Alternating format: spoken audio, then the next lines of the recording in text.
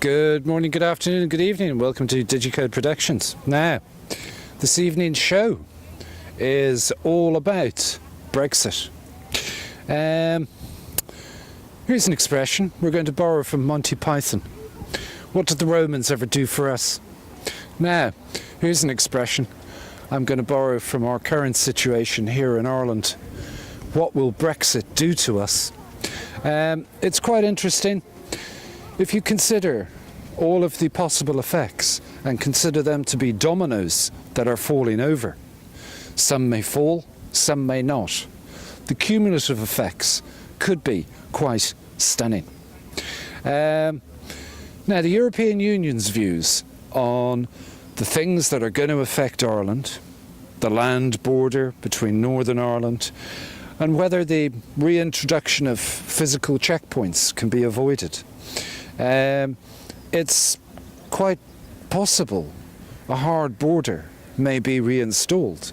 This isn't just a matter for Britain or the European Union or Ireland. Now, you have to remember, Ireland has secured certain declarations from the German Chancellor Angela Merkel and the French President on the Brexit negotiations. And it has been promised that we will be treated as a special case. However,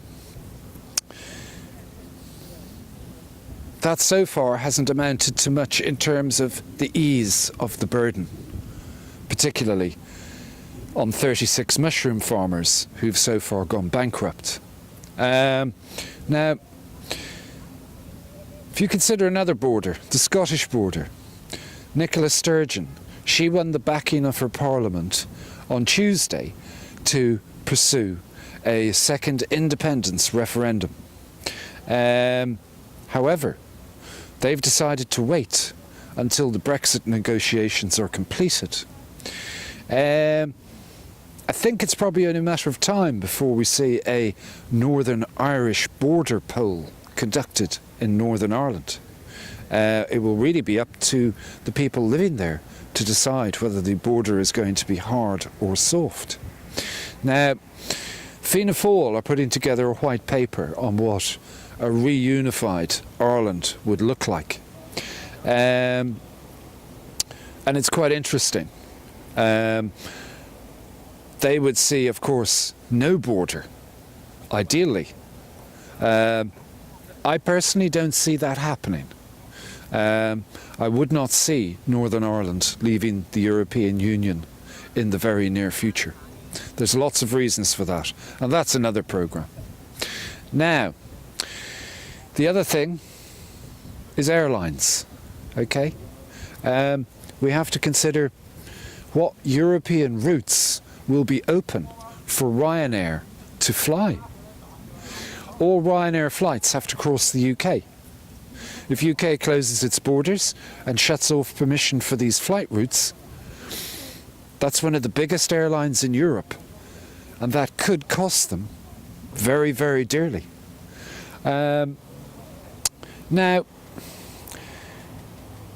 the other thing to remember about the airlines, Ryanair, is currently basing most of its operational hub in London.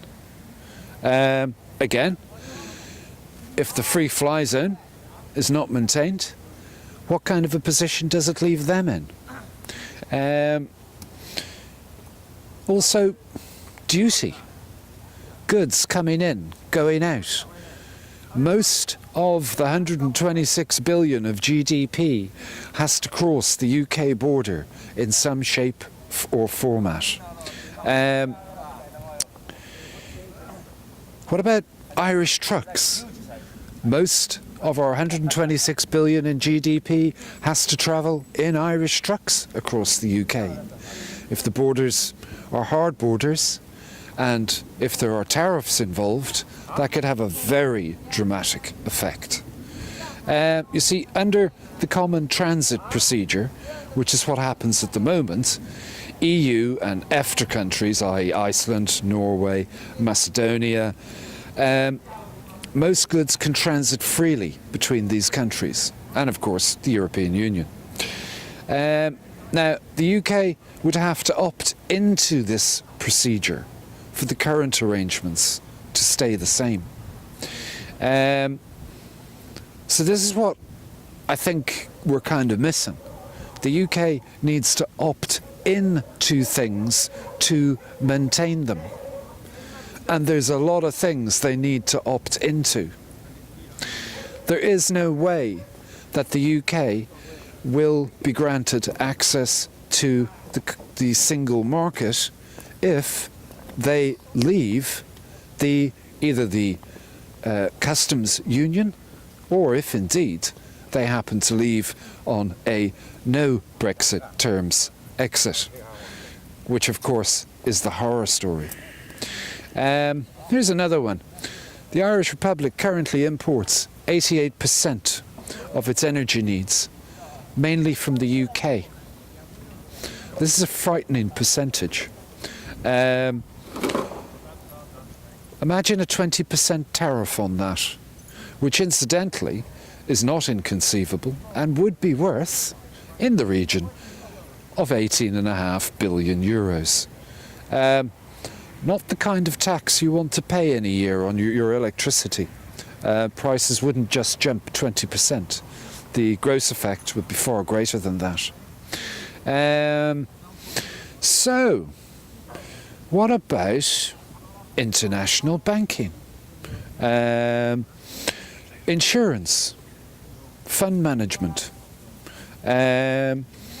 It's possible a huge number of these industries will move here, but it's possible a huge number of these service industries will go to Frankfurt or Paris or Bonn. Right, there's a part 2 to this. Thank you very much.